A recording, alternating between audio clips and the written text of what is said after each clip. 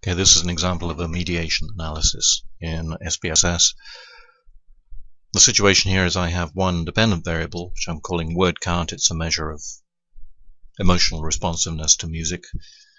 This variable here represents an high-functioning autism group together with a control group. The autism group's coded by 1 and the control group by 0.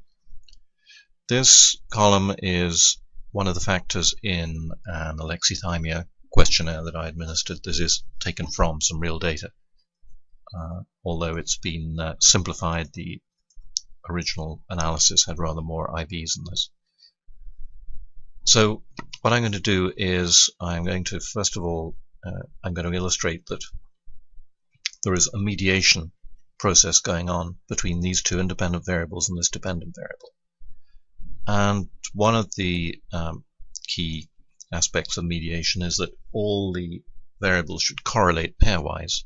That's one of the things that we're looking for. So I'm going to do a pairwise correlation of all these variables.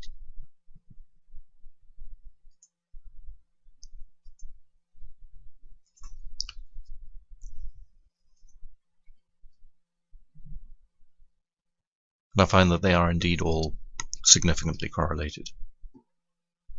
This means, of course, that if we did a linear regression just using one of these variables, like the ASD control group, membership of the control group, this is, by the way, a dichotomous variable, so we can put it straight into regression as an independent variable. We don't have to dummy code it first.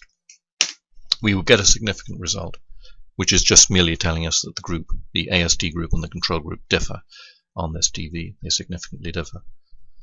But also, if we put the BVAQ, the alexithymia factor, in, we would also get a very significant result. What I'm going to do now is just do a linear regression and see what happens when we put both IVs together into the analysis. We find that, in fact, the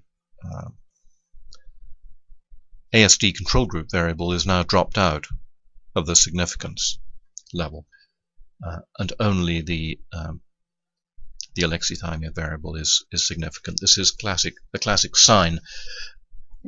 It's like a kind of diagnostic criterion of mediation going on, and what it suggests is that the fact that the ASD and control groups differ on the word count variable is explained by the fact that they also differ on alexithymia, and this suggests that it's the alexithymia variable that is the mediator for the effect of autism on the DV. It suggests, in fact, that it only suggests, it doesn't prove, but it is certainly consistent with the hypothesis that the mechanism by which autism affects responsiveness on tasks such as this, and there are other tasks, there are empathy tasks which have also been carried out, and it's been found that the variable which accounts for the difference between the autism and the control groups is contained in the alexithymia variable, suggesting that possibly there is a neural mechanism corresponding to, if you like, to this statistical mechanism